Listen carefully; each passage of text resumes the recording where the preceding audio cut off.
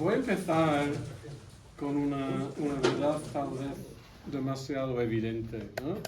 Que la poesía española de entreguerras es mucho más diversa y variada de lo que generalmente se piensa y de lo que se suele enseñar en los institutos y también a veces en la universidad. Hace 20 años publiqué un libro titulado El 27 en tela de juicio. Ahí rastreé los orígenes y el desarrollo de la llamada generación del 27. Identifiqué la persona que acuñó por primera vez esa etiqueta, ¿no? Y fue Juan Chabás. Y demostré cómo ese grupo de poetas había llegado a dominar el panorama lírico de entreguerras. En la segunda parte del libro, intenté reivindicar otros escritores y otros elencos que formaban parte de lo que llamamos hoy en día la vanguardia histórica, empezando con el movimiento ultraísta, pero incluyendo también otros poetas vanguardistas, como Rogelio Buendía, Juan José Domenchina, José María Hinojosa, Juan Larrea, José Moreno Villa o Tomás Serral y Casas. Y en los años 30, el grupo surrealista de Tenerife, conectado con la revista Gaceta de Arte.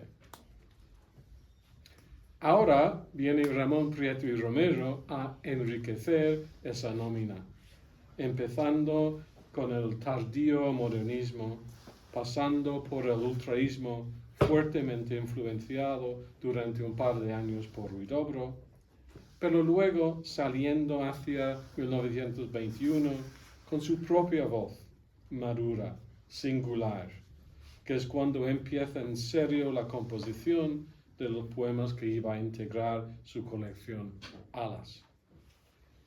Hasta ahora, el nombre de Prieto y Romero ha sido familiar a un pequeño grupo de especialistas, porque no llegó a publicar Alas durante su vida y solo ahora, 100 años después de que acababa la composición del libro, ha salido a la luz.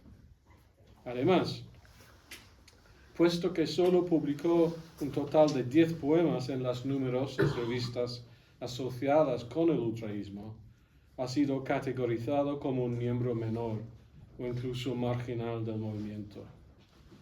Por el resto, desde sus inicios modernistas, demostró una preferencia por los periódicos o a veces las revistas de otras índoles. Así, por ejemplo, ¿no? En lugar de publicar en órganos más conocidos, da a conocer 7 composiciones en el diario Hoy olvidado Hoy, ¿no? Y otras 7 en la Revista Popular de Córdoba. Textos hace mucho tiempo consignados al olvido y solo ahora recordados gracias al replanteamiento del perfil literario de Prieto y Romero, que nos obliga a emprender la recuperación del poemario Alas. Para mí, uno de los logros de Alas es la independencia de estilo que se manifiesta allí. Se incluyen unos de los poemas modernistas que Prieto y Romero evidentemente consideraba sus mejores, y con razón, puesto que ciertos rasgos estiran o rompen las normas de esa modalidad. Pero por otro lado, no se rescatan ninguna de las composiciones que hizo bajo la influencia directa de Huidobro, composiciones que delataban demasiado obviamente su fuente de inspiración.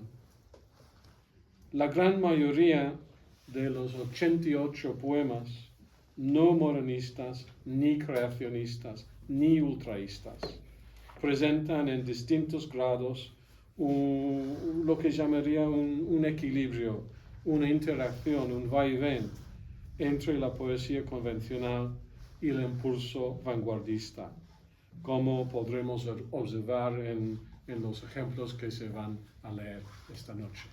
Bueno, muchas gracias.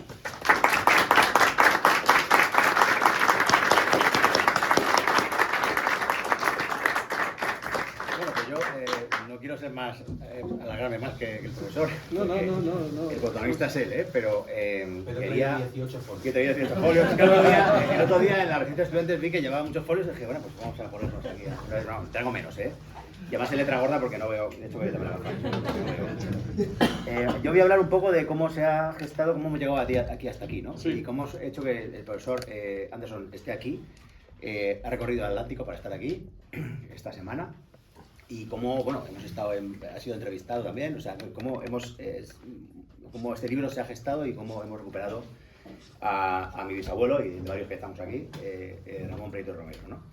Bueno, primero quería dar las gracias a la librería por estar aquí y por acogernos, ¿no? En este acto y en un sitio tan interesante como este que yo no conocía, ¿no? Sí. Y también por colaborar en la difusión de la obra, ¿no? de Prieto Romero. Y bueno, yo quería decir que aquí estamos en un acontecimiento que es bastante inusual, porque en Madrid, como sabemos, en muchas presentaciones de libros, no sé, aquí mismo podemos ver la entrada, ¿no? Hay 300.000 millones, y igual hay demasiadas a veces, ¿no? Pero bueno, pocas veces podemos ser testigos y participantes de un fenómeno tan peculiar y tan maravilloso como es la vuelta a la vida de un poeta de hace 100 años, del que nadie se acordaba prácticamente, cuya obra estaba llamada a perderse en las tinieblas y en el humo de aquellos cafés de principios del siglo XX, donde seguramente fue concebida entre debates apasionados, ilusiones truncadas y el sabor del aguardiente, porque no decirlo, que era un protagonista también de aquella época, ¿no? Todos los que estáis aquí sois también desde hoy parte inseparable de esta fabulosa historia de ilusiones, de tragedias, de soledad, de miseria, de desencuentros y de reencuentros, de olvidos, de casualidades, muchas casualidades, si es que existen las casualidades, que yo tengo mis dudas, conexiones inesperadas, por eso está aquí Andrew, ¿verdad? Alguna que otra serendipia y sobre todo amor por la literatura y por la poesía. De los inicios de la historia, en los albores del siglo XX, no me atrevería jamás a decir nada teniendo a mi lado al profesor Andrew Anderson, con quien la familia del poeta va a estar siempre en deuda y cuyo nombre ha quedado ligado ya para siempre al de Ramón Prieto Romero. Sí puedo relatar algunos retazos de la historia reciente de este libro que, pese a que a alguien le pueda parecer un poemario más, supone un pequeño tesoro tanto en un plano académico como familiar, pero sobre todo para todos los amantes de la poesía, que van a redescubrir la figura y la obra de un poeta injustamente olvidado e incluso en ocasiones vilipendiado desde la ignorancia por algunos que alardean de sus conocimientos. ¡Muy bien! ¡Muy bien! Sobre la historia reciente del libro, hay muchas personas de la familia y de fuera de la familia que no puedo dejar de citar hoy aquí. Esto es unas gracias, pero un poco alargado, ¿vale? Y es que estoy convencido de que este libro no sería hoy una realidad sin el empeño de mi bisabuela, Araceli, quien toda su vida defendió la necesidad de publicarlo y nunca lo vio publicado, ¿no? Aunque no pudo ver su sueño cumplido en vida, su insistencia se trasladó como un eco entre generaciones y generó un impulso que cristaliza hoy. Este libro tampoco sería hoy un regalo para todos sin el empeño de mi tía Gloria, de preservar el archivo durante tantos años, siendo consciente del valor que encerraba y transmitiéndonos a todos su amor por la literatura. Y por supuesto, tampoco estaríamos aquí sin que mi prima Vanessa me permitiera descubrir los manuscritos y me haya acompañado durante todo este proceso. Y qué decir de mi tía Maya aquí presente, cuyo entusiasmo sin fisuras desde el primer momento ha sido combustible para seguir adelante en cada momento de duda.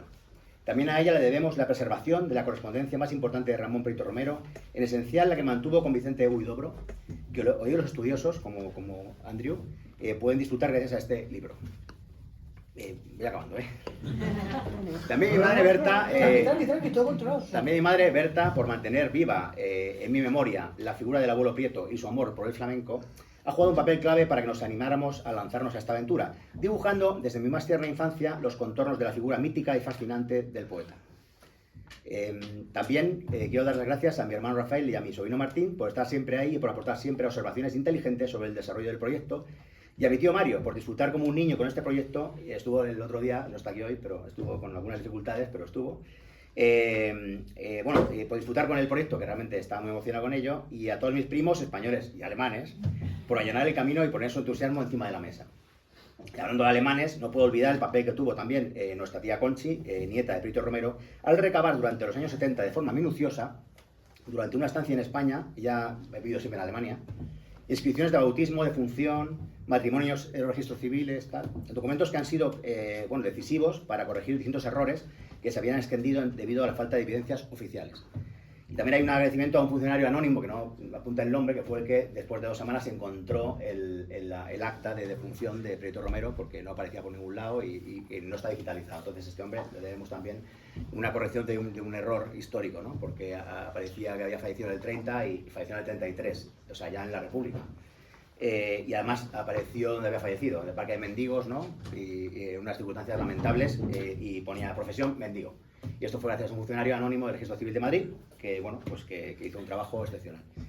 Y bueno, quiero dejar para el final, dentro del ámbito familiar, mi profundo agradecimiento a mi mujer Eva y a mis hijos Mateo, que está aquí, vale, ahora, y a Simón, por el inquebrantable apoyo que me han prestado todos estos meses. El abuelo Prieto, como le llamamos en casa ya, ha sido uno más de la familia durante comidas, cenas, fines de semana, y han tenido que aguantarme hablando, quizás más de lo deseable en ocasiones, yo soy consciente de eso, de bohemios, de rimas, de ultraístas y de versos libres, ¿no? Hemos discutido sobre él y con él, y nos hemos reído y hemos leído sus versos, como volveremos a hacer hoy. Desde luego, sin ellos hoy no estaríamos aquí. Con los años, cada vez quiero menos en las casualidades. Creo que todo tiene una causa y un efecto, y una razón de ser. No creo que fuera casual que en aquel viaje en coche a Valencia, al poco de haber redescubierto los manuscritos, mi amigo Álvaro Bouso, que está aquí hoy presente, al que literalmente, como algunos sabéis aquí, le debo la vida, ya os lo contamos luego, me insistiera en hablar con David Cabrera, al que yo conocía de ciertos cenáculos, no poéticos, pero sí algo alcohólicos, pero en el que no había reparado para poner en marcha este proyecto. Nunca había caído, y sabiendo que era editor y tal, nunca se me pasó por la cabeza. Y fue Álvaro el que me lo puso en el punto de mira. Dijo, pues habla con Cabrera. Y dije, bueno, pues hablaremos con Cabrera, claro. Tampoco creo que sea casual que tras conocernos aquel día en la mágica oficina de David, que es una maravilla, o sea, bueno, no es que sea un museo, pero me encantó la oficina, es tremenda. Elena empezara a atar cabos y lanzar una sonda no espacial, sino literaria, y que tras atravesar varias esferas del universo académico latinoamericano acabara encontrando al profesor Anderson en Estados Unidos. Hoy tengo la convicción plena de que no hay nadie mejor que él en todo el orbe para haberse involucrado en esta maravillosa aventura. Por tanto, ya voy acabando ya, gracias de corazón a David, a Elena, por supuesto, a Álvaro Bouso por conectarnos, y gracias muy especial a Andrew Anderson, que es realmente quien ha devuelto a la vida al poeta, que nos ha contagiado a todos su amor por la literatura española, que nos ha enriquecido con su sola presencia, que nos ha regalado su compañía. A los dos, Andrew y David, siempre os estaremos agradecidos. Muy pocas personas tienen la capacidad prodigiosa de convertir los sueños de una persona en una realidad tangible y gozosa para todos. Y por último párrafo, acabo ya. Es que el otro día los estudiosos me no puedo. Y por último, y ya acabo, creo que estamos todos en deuda con mi bisabuelo, Ramón Prieto, bueno, nuestro bisabuelo, Ramón Prieto y Romero, y tu abuelo, que usó sus prodigiosas alas para sobrevolar la miseria de su tiempo en busca de la luz de la poesía pura, que fue capaz de concebir versos portentosos, que dejó un legado de amor y que murió en la más absoluta indigencia, rodeado de miseria, es cierto, pero tras haber, perdonad, tantos años ahí con esto, tanto año y medio, pero tras haber transitado por lugares reservados para muy pocos, cumpliendo al final de sus días una máxima que una vez le atribuyeron en la prensa, que no sé si Andrew la conoce, una frase que creo que él decía, siempre es mejor morir que perder la vida. ¡Oh!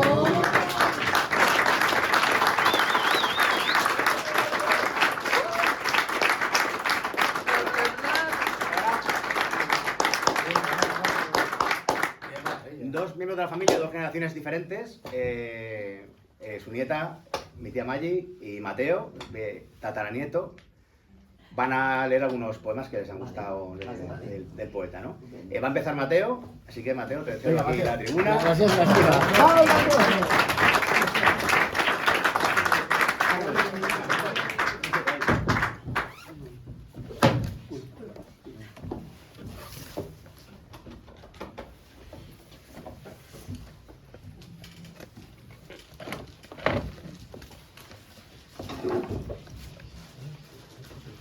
Sí, lee el título. Noche. La pesadilla. Te han roto. Todo el mundo se ha cubierto de estrellas. Se desangra tu magia por la herida. Mañana será solo un recuerdo. Y en esta habitación huérfana de la limosna de tu luz mostrará a mis ojos el luto blanco de sus paredes. Con todas mis desolaciones llenaré este vacío que dejas. Todas mis lágrimas serán el epitafio de tus sueños y el epitafio de mi fe. Porque tú, reflejo de mentiras, eras mi bella y única verdad.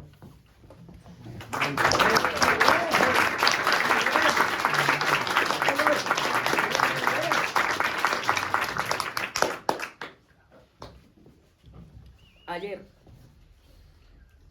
Qué lejos todo ya. ¿Fue un instante tan solo o fue una eternidad? En aquella infinita angustia de esperar, creíamos que nunca llegaría. Ahora, qué lejos todo ya.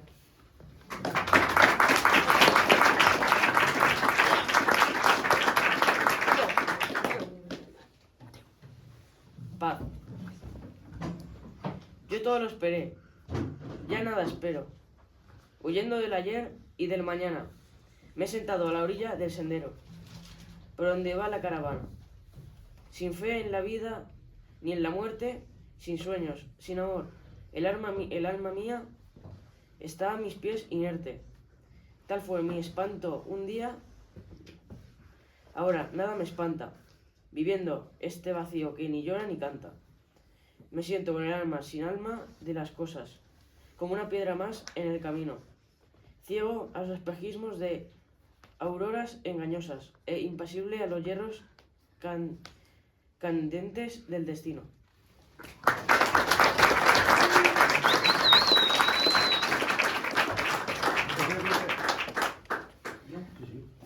Bueno, yo pido mil perdones, espero pasar el casting, porque en la vida me he visto en otra. Entre otras cosas porque no me... Bueno, para vivir en el presente eterno, el ayer... Bueno, me voy a la luz, espera, porque estoy un poco viso. Un mucho.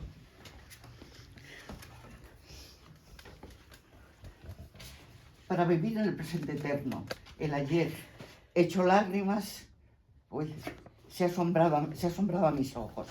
Espera, te voy a bajar la luz. Espérate que no. Empieza, a ver si con más luz, a ver. Así. Ahí, Para vivir en el presente. Sí, Perdón, estupendo, nada, gracias. Para vivir en el presente eterno, el ayer hecho lágrimas se ha dormido a mis ojos. Qué diáfanas las rutas, qué claro y limpio el cielo. Y mi estrella negra y triste, qué lejos. Esa es.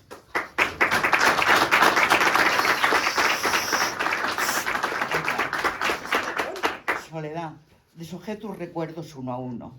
Se embriagaron mis dedos con su perfume triste. Hubo entre mis labios una canción rota.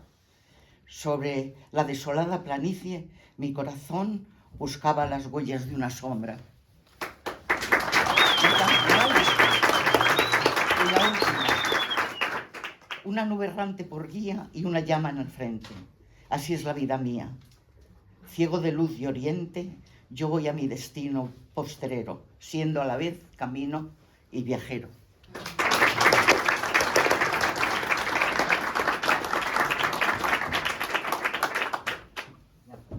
Bueno, pues tenemos a Andrew si queréis que, ¿no? Sí, no, y yo tengo preguntas. Y preguntas, Sí, sí, claro.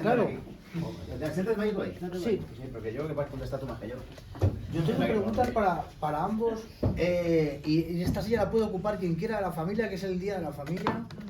Primero le pregunto a Andrew si te parece. Sí. Andrew, me interesa muchísimo todo el proceso que has hecho con la recopilación de las cartas, de los documentos que ha ido almacenando la familia durante muchísimos años. A mí me interesa, para decirlo en plan Indiana Jones, tu trabajo de recopilar toda la información y unirla en el prólogo y en el estudio crítico que has hecho del libro. Bueno. Indiana Jones, en plan Indiana Jones. En 2 minutos, sí. Bueno, no, Sí. Antonio me facilitó mucho, ¿no? Todo ese trabajo, Exacto. ¿no? Facilitándome, ¿no? Un mecanografía ya hecho, más, ¿no? Las imágenes escaneadas de todo el material. Y luego sencillamente era cuestión de ir compaginando, ¿no? Porque existe, ¿no? Afortunadamente existe un manuscrito mecanografiado completo del libro, que es el mecanografiado que envió al famoso concurso nacional de literatura, ¿no? Sí. Así que ese le fue devuelto después. Entonces, en ese sentido tenemos, ¿no? Un manuscrito ya definitivo, Cerrado, sí, ¿no? que fue lo que yo leí. Que no es tan frecuente, ¿no? Sí, ¿verdad? Con los poetas, ¿no? Que a veces son un poco descuidados, ¿no? ¿No? luego había otros materiales, ¿no? A veces otras versiones. Había hay un juego incompleto manuscrito del mismo manuscrito. Entonces yo iba, ¿no? Contrastando, comparando, ¿no? Ok. Una versión con otra. Luego otros manuscritos más sueltos, ¿no? A veces manuscritos que había enviado a revistas o periódicos, ¿no? Para darles, ¿no? El texto del poema, etcétera, etcétera, ¿no? Entonces es simplemente una cuestión de ir, ¿no? ¿no? De comparar, ¿no? Las cartas también, no debo decir eso, relativamente fácil, ¿no? Porque en Chile, en la Universidad Pontificia, ellos tienen en línea, ¿no? Las cartas que envió Prieto Romero a Huidobro. Así que teníamos desde hace años esa mitad de la correspondencia. Entonces, sencillamente, luego era cuestión de ir viendo dónde quedaba una carta de Huidobro, ¿no? Donde Hilando, encajaban. ¿no? Ir Sí, qué hilando, bonito, ¿no? sí. Esas cartas, ¿no? Una con otra, que tengo cierta experiencia con Ya. eso, ¿no? Con el epistolario completo de Lorca. Entonces, ¿no? Así, ¿no? El rompecabezas fue Prosa. la novela, ¿no? Vale, claro. Entonces, la siguiente pregunta se la traslado a los que preservan toda esta información, Sí. de la que tú eres, digamos, Sí. punta de lanza. ¿Cómo hace tu familia para preservar todo esto a lo largo del tiempo? Me gusta, pero quería preguntarte por la insistencia de hay que publicar los poemas. Eso era, ¿no? Háblanos un poco de esto, porfa. Pues vamos a ver, yo siempre recuerdo a mi abuela, que mi abuela ha sido la enamorada, ella ha sido su vida a Ramón y claro, con él su admiración a su obra y a su figura. Entonces se comprende que esos versos los iba ella guardando, porque él debía tener una idea tremenda para destrozarlo todo lo que hacía, que de hecho yo siempre he oído en casa que él escribía y rompía. Sobre todo tuvo la idea, yo doy mi idea, porque claro, yo no llegué a conocerle. Mi abuelo debió tener dos épocas para mí. Una que fue la canalla, aunque que era más la aventurera, la que se juntaba con los flamencos y los subía a casa y que los flamencos le decían, él no quería ser rico ni tener dinero ni nada, su vida era la bohemia y la poesía. Y le decían, pero porque subía a mendigos, a gente que encontraba por la calle. Y le decían, Ramón, pero tú eres rico. Y eso se le llevaban los demonios. Y esa fue una época en la que él escribía más alegremente. Y luego debió tener la época triste, que fue la que le marcó más, Ya. que fue cuando se murió el hijo. Que esa fue la tremenda. Y entonces ahí ya él se debió abandonar más a que su obra se pudiese conservar, o que mi abuela la pudiese ir. Y eso ha pasado, él faltó, pero mi abuela siempre eso lo ha tenido como una reliquia. Para ella ha sido su vida el libro de Ramón. Mira. Y luego, pues claro, las cosas se contaban. Yo tengo los recuerdos de mi madre, que siempre decía, tenía una parte muy humana que decía, cuando llegaba a casa, porque la casa donde prácticamente pues fueron recogidos, porque él era bohemio y desaparecía más que bohemio, claro, y alcohólico, evidentemente. Y era una casa pues un poco surrealista. Y allí pues claro, llegaba a lo mejor derrotado y mi madre me acuerdo que me contaba que en la mesa de la cocina, tenía una mesa grande, y él se ponía inclinado y ella le peinaba y él se dejaba. O sea, había una parte muy cariñosa con los hijos. Qué bonito, por Que favor. desaparecía en cuanto se le cruzaban los cables. Pero bueno, era una parte muy humana y muy cariñosa. Que además, eso no lo he traído yo hoy, pero hay una parte que para mí está descrito perfectamente en una de las obras, en una de las hojas aquellas suyas, y eso diré. Es que lo describe con mucha humanidad. Él era muy humano, luego tenía, claro, la parte que desaparecía, en la parte suya bohemia y su parte... Y nada, y en casa pues se ha conservado así, y se ha conservado el recuerdo, porque nosotros hemos vivido siempre de pequeñas pues con las figuras de Huidobro, de Eliodoro Puche, de Julio Antonio, que hablaban, pues a lo mejor es que está Antonio, y hemos estado en casa porque incluso entre ellos había visitas, claro, la parte humana de aquellos se juntaban y era muy bonito, claro. Claro, y hemos encontrado como alguien como Andrew que puede valorar la importancia de todo esto. De todo eso, Claro. Sí. Y esta es la belleza de la que ha hablado Antonio antes en el texto que ha leído, que si crees o no en el sincronismo junguiano, si crees o no en el destino, lo que sea, en última instancia ha materializado este libro y la presencia de todos nosotros aquí. Y el otro día en la residencia, que fue hermoso, Andrew no pudo hablar, pero fue hermoso. Habló poco, pero fue una maravilla de acto y de la importancia de... Total. Claro. Total. Que él ha sabido valorar. Sí. Y es una No, y belleza. para nosotros, claro, nosotros se ha materializado todo desde lo que hemos vivido desde pequeños. Porque además, dentro de nuestra vida, el trasfondo, el de verdad, el núcleo, ha sido la preocupación del libro del abuelo. Mira qué bonito, Andrew, por favor, qué caña. Era la preocupación porque nosotros pasábamos, porque ahora éramos niños, pero siempre el libro del abuelo. Ahora es el abuelo Prieto o el abuelo, lo que sea, pero era el libro del abuelo. Y el lamento de mi abuela, que ha vivido solo para el amor de mi abuelo, de hecho, la figura de mi abuela como abuela era un beso en el cogote a cada una. Él era su amor. El amor y su vida era su marido, que no le debía hacer mucho caso porque, claro, desaparecía. Y de hecho hay una anécdota muy graciosa, porque él cuando acudía a casa, un poco recogida, a la casa de mi abuela, que estaba recogida también con unas tías, en fin, era eso, un poco... Y tenían cuidado de que no se juntase. Tenían que estar un poco al acecho de que no se juntase, porque claro, ya tenían 6 hijos, y decían esto era, y debía ser aquello, pues un poco polvorín, porque claro, ese El uso amor, del término polvorín es ese buenísimo. amor de 12 años, porque ellos se debieron conocer cuando tenían 12 años. Qué bárbaro. Ellos fue un amor de esos de amor de verdad, de pequeños, y que se llevó a efecto con 6 hijos. Y claro, tenían un miedo que yo me acuerdo que mis tías, que además vivían de las pensiones mínimas de esas de militares, que tampoco era muy boyante en aquel momento la economía, y tenían siempre cuidado, que ha venido Ramón, tener cuidado con Rubia, que entonces todo lo llamaban Rubia, tener cuidado con Rubia, que no, porque claro, aquello era, y les daba horror pensar otra boca más. O sea, son cosas de aquella época, ¿eh? Pero vamos, el libro siempre ha sido el eje de... Así que ha sido ahora pues una maravilla, claro. Y al cabo de los 100 años podernos encontrar mucha gente. Toda la familia, que Todas suba alguien de la con- familia.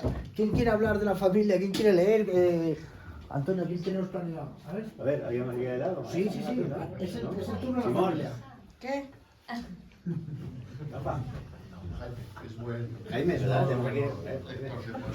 No, Jaime no. ¿No? ¿Verdad? Yo voy a hacer una pregunta a Andrew que tengo curiosidad, porque el día, yo me acuerdo de la tarde que estuve en casa de mi prima, que es la que conservó, bueno, su madre primero, luego ella, la parte, digamos, literaria, o sea, las cartas, las Maggi, pero la parte de los poemas, ¿no? Y yo no había, yo había oído hablar de ello siempre, pero nunca lo había visto, ¿no? Y cuando lo vimos y tal, yo me acuerdo, me llamó la atención que pensé, yo esperaba encontrar poemas del siglo XIX casi, o sea, modernistas o muy vetustos, y encontré poemas que me parecieron muy, no sé cómo decirlo, tienen 100 años, pero muy actuales, o sea, muy... Dije, esto hoy se puede leer perfectamente, o sea, una persona joven lo puede leer hoy. Y no sé si es apreciación, quería preguntarte, Andrew, si eso crees que es acertado, o si, o sea, que son... No sé, si siguen siendo, no vanguardistas ya, evidentemente, pasan muchos años, ¿no? Pero tienen una frescura que me llamó la atención. Sí, no, tienes plena razón, ¿no?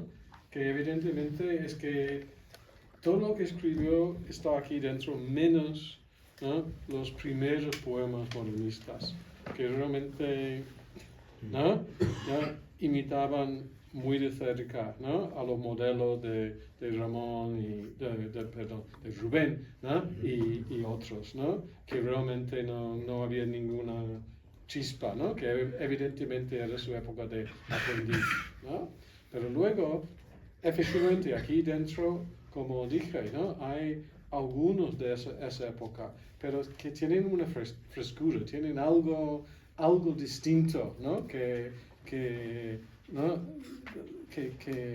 ¿no? Por ejemplo, ¿no?, Carnaval es uno, ¿no? Piero en la verbena, ¿no? Es un poema extraordinario, ¿no?, que está ahí con alejandrinos y todo, pero Yo lo leí así hay algo, y no me hay un algo, ¿no?, que es distinto, ¿no?, de esa repetición, ¿no? Si uno lee que lo he hecho, ¿no? Todos los poetas que seguían a Rubén en España, ¿no? Uno se harta, ¿no? Realmente de los jardines, los parques, las fuentes, ¿no? El crepúsculo, las hojas, ¿no? Que caen, ¿no? Etcétera, etcétera, ¿no? Y eso era, ¿no? Un poco, ¿no? El mundo donde empezó, ¿no? Pero luego, como digo, ¿no? Ya en esa época vemos poemas como estos que tienen algo y luego, ¿no? Evidentemente viene, ¿no? Esa revelación de Huidobro, pero logró, ¿no? Superar eso también y eso es lo que intentaba, ¿no? Sugerir, ¿no? Esa modernidad ¿no? Que tú dices, ¿no? Es lo que se ve, esa voz madura, ¿no? Que hay que ha podido combinar, ¿no? Elementos de vanguardia con una poesía que a veces me recuerda a Becker, pero mejor Becker, ¿no? ¿Puedo hacer una pregunta? Sí. Me perdí la parte académica del otro día. A mí me interesa mucho, si nos podéis contar un poco qué es esto del ultraísmo, ¿vale? Y esto nos lo contarán más tarde en literatura. ¿Tienes una semana libre? No, pues saber un poco de lo que estamos hablando, ¿no? Y la importancia que tiene este señor. Sí. Que Bueno, habéis oído unas cosas ahí. en resumidas cuentas, Sí. ¿no? Muy resumidas, ¿no? Entonces, el ultraísmo es el primer movimiento de vanguardia poético en España, ¿no? Vicente Huidobro, que había estado en París durante la Primera Guerra Mundial, vino a Madrid en julio de 18 y encontró bastante pronto a Rafael Cansinos Asens, que era ya una figura de importancia en la escena literaria de ese momento. Cansinos tenía una tertulia en el Café Colonial, que estaba cerca de la Puerta del Sol. Entonces, Cansinos presenta a sus jóvenes, ¿no? Seguidores, ¿no? A Huidobro. Huidobro les habla de, ¿no? Lo que está pasando en Francia, ¿no? En la poesía de vanguardia, ¿no? En aquel momento, ¿no? Y esto es como, estas son las primeras noticias, ¿no? que llegan, ¿no? Porque están, durante la Primera Guerra, están un poco, ¿no? Aislados, ¿no? Entonces, ya al final del año, deciden que ellos, ¿no?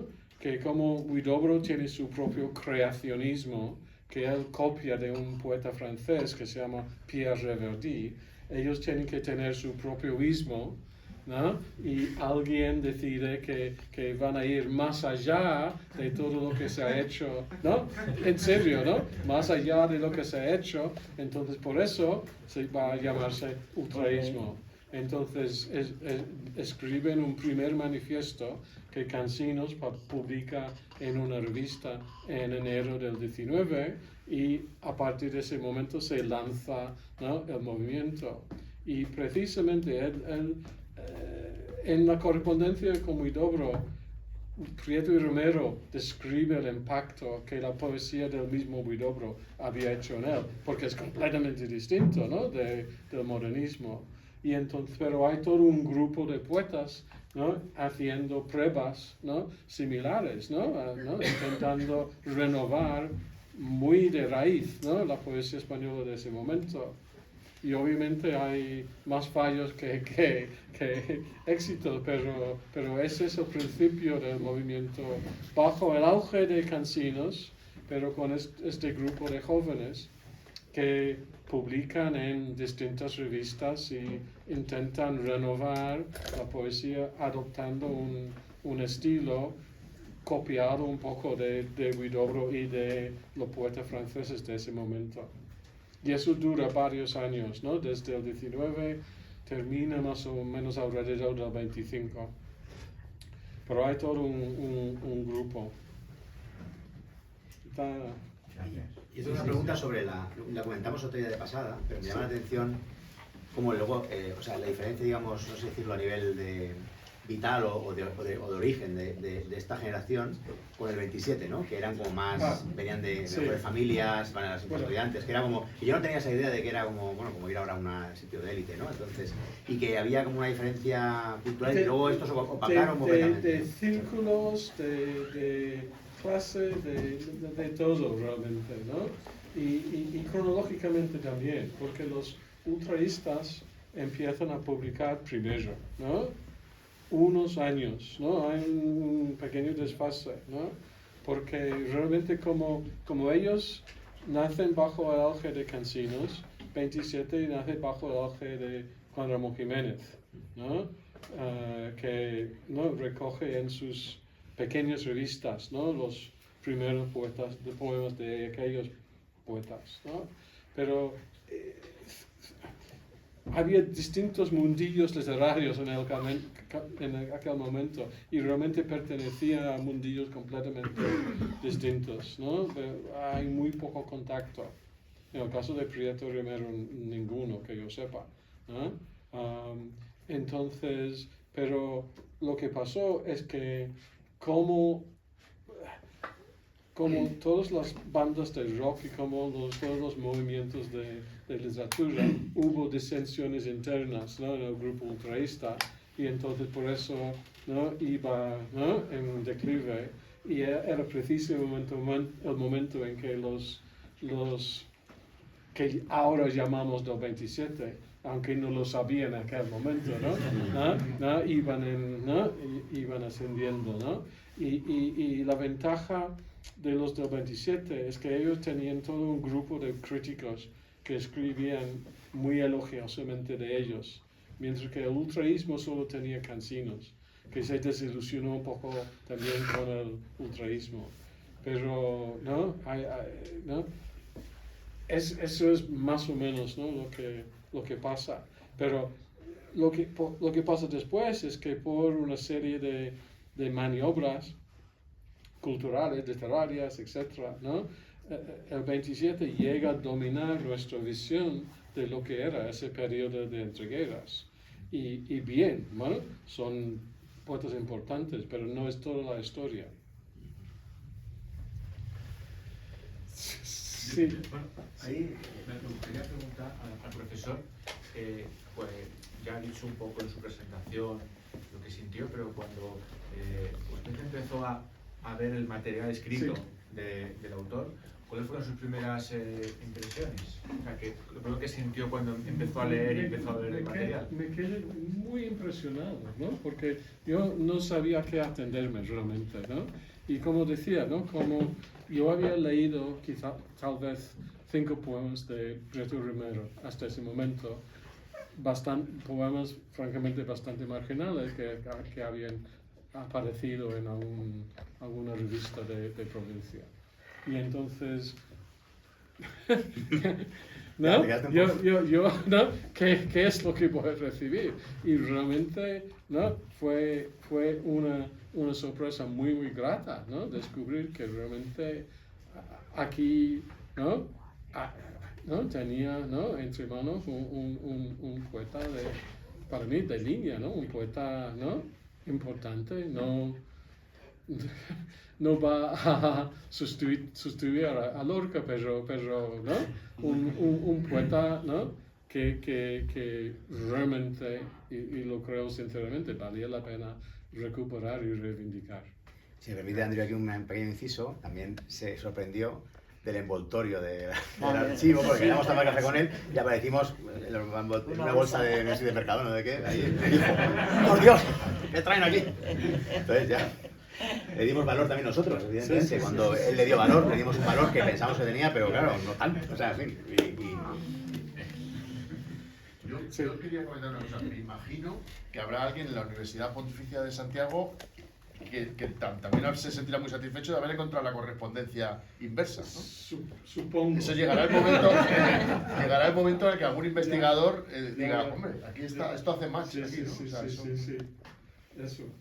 Porque esas cartas sí eran conocidas y la figura de Vicente Huidobro allí es muy importante también. Sí, efectivamente. Carlos. Sí, una cosa, relacionado con esto que acaba de decir él y también A ver, estamos hablando de un poeta al que se le cita en la novela de un literato de Cansino de Saint-Saëns, se habla de él, y sin embargo han pasado un siglo y nadie se ha preocupado en investigar, en buscar si había obra de él o no. No sé si es una pregunta, una reflexión o algo así. Me parece muy extraño eso por un lado, y luego por otro lado quería saber cómo llega usted.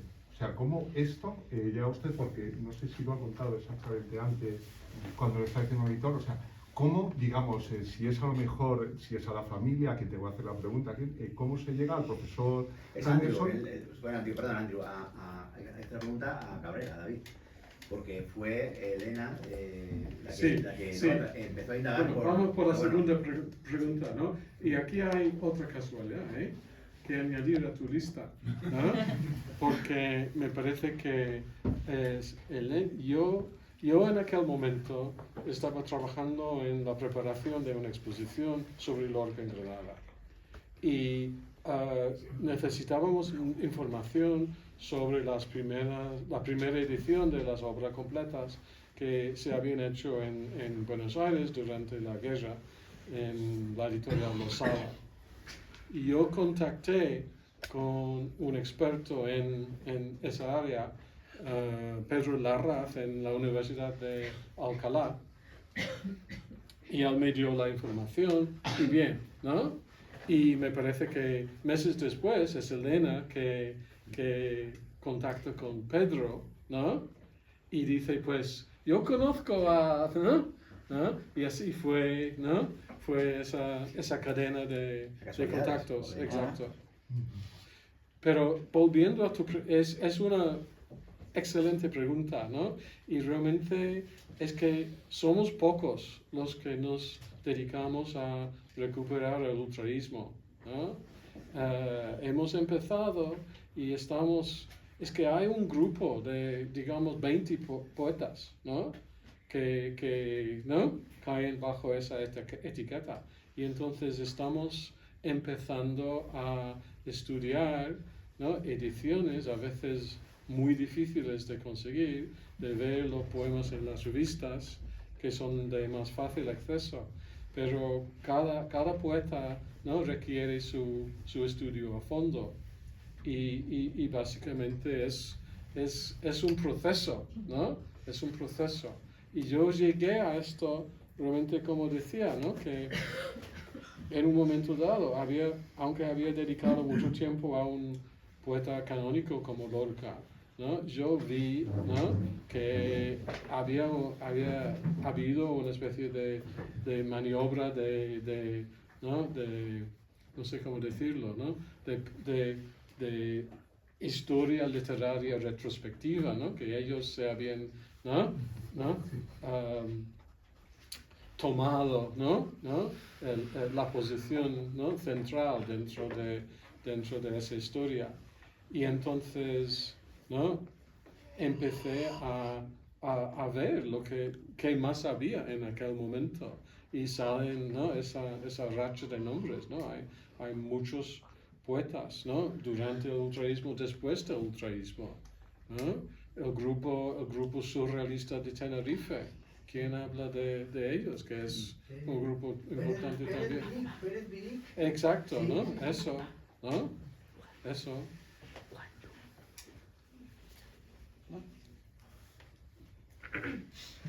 Bueno, pues si hay alguna pregunta más. Bueno, la siguiente pregunta era para cómo había llegado Andrew, ¿no? Pero faltaba David. Sí, faltaba David, ¿verdad? Sí. No, Santiago Palacios nos ha dado cancha hasta las 9. Pero para luego charlar todos con Andrew tranquilamente media horita, lo que sea. Y dejarle un cuarto de hora a Santiago. Todo esto surgió a través de Álvaro Uso, si lo ha contado ya Antonio antes. Sí, aquel viaje no como llegamos hasta Andrew, que yo creo que yo ese día fui con los archivos voy a contar yo voy allí con los antes de en la bolsa esa de Mercadona, lo llevo allí sí, no era consciente yo de, bueno, a ver, estaba limpia y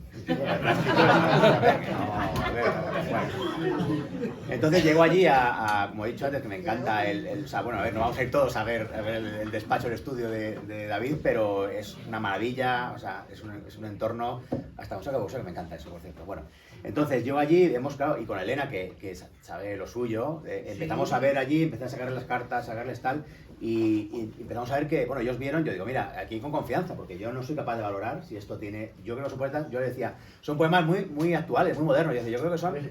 Todo salía en una bolsa de Carrefour. Eso, de Carrefour, eso, No había guantes de plástico. No, claro, pues... Las cartas muy el profesor me dijo, nosotros tomamos estas cosas con guantes, en un archivo, digo, bueno, Elena decía, pero las cartas muy duro. claro, decían el gato y yo, bueno, sí, las cartas estas que hay aquí. Bueno. Científico de la NASA.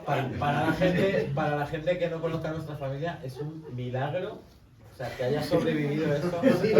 Se han perdido cosas a priori que parecían muchísimo más importantes y que haya sobrevivido esto. Además, a través del rastro de tantas primas con tanta historia diferente que se han disgregado, una en Alemania, que cada una ha seguido su vida y cada una con una peripecia completamente distinta, que se haya podido conservar todo y se haya podido juntar. Yo creo lo que tú dices, Antonio, que las casualidades no existen, porque es un milagro. Es un milagro. Es un milagro. Bueno, solo deciros que yo a Antonio, yo le conocí, o sea, le conocí... Me reconociste. A los 18 años, cuando me lo reencontré en la Facultad de Periodismo, el primer día, que yo acompañaba a mi novia de entonces, y yo llevaba sin verte ¿cuánto tiempo?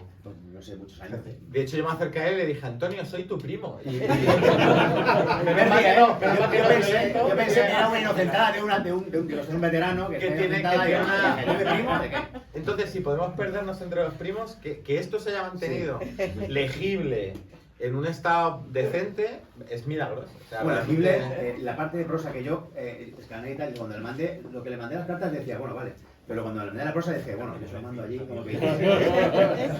Y él no solo lo lee, sino que más o menos consiguió encontrar el origen de 2 novelas, o sea, la parte de prosa, que, bueno, un cuento que a mí me parece interesante, ¿no? Que entronca mucho con nuestra familia también, por la forma de plantearlo y tal, bueno, y eso, o sea, es una cosa... Y luego, y permitirme una nota familiar aquí, que es que gracias al abuelo Prieto, o al bisabuelo Prieto, como queramos llamarle, ¿no?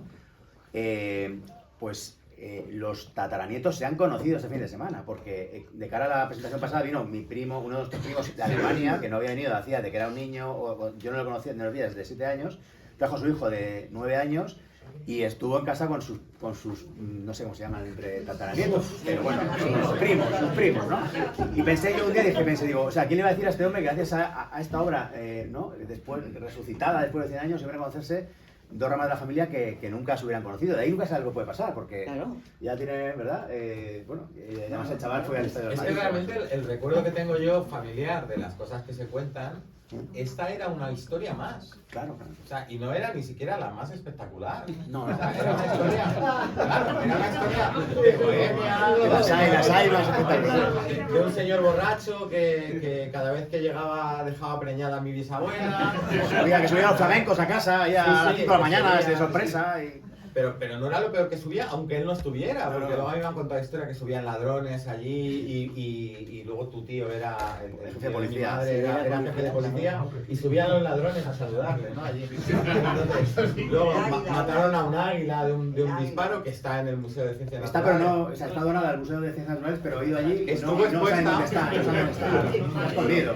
Pues tiene que ir el profesor Andrew a rescatar el águila al Museo de Ciencias Naturales. Entonces esta era una historia más y en ese sentido sí que le tenemos que estar muy agradecidos porque ha sido realmente como un oficiante laico, pero como un oficiante realmente como un sacerdote que ha aunado y que ha sido capaz de condensar esto. Y para nosotros se cierra una historia familiar kármica, así que no hace falta que nos veamos más. Ya está hecho. Este era el objetivo real. ¿Más preguntas? Porque si no hay más preguntas, y ya viendo que estamos en... Bueno, aquí muchos sois conocidos, bueno, aquí muchos, pues prácticamente todos, y gracias por venir a todos otra vez. Hemos tenido que dar un regalo a la familia, pero ya que estamos aquí todos y hablando de la familia, pues, bueno, lo puedo abrir ahora o no, pero quería que lo viera porque puede ser interesante también para todos. Pues, a ver... Y esto ya bueno, simplemente es, como estamos aquí, somos amigos, familia, creo que no es mal momento para que lo abra Andrew el regalo, si él quiere, si no, luego en la intimidad. No, ya está, El de antes que tenía. Es un regalo de la familia, del poeta para Andy. Ah, no.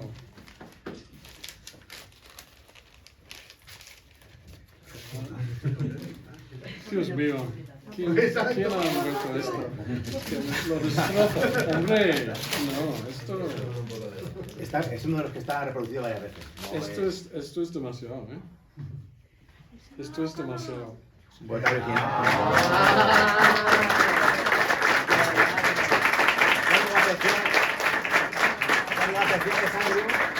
Y además, se quiere preocupar que no lo pierda el archivo, porque yo sé que me va a echar la bronca.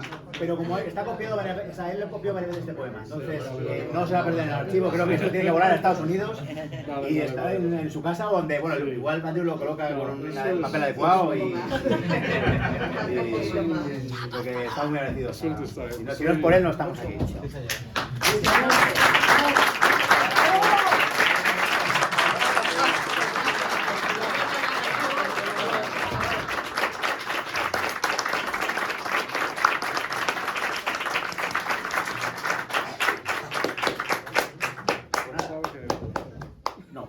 Pensé que le habías enmarcado la bolsa del Carrefour.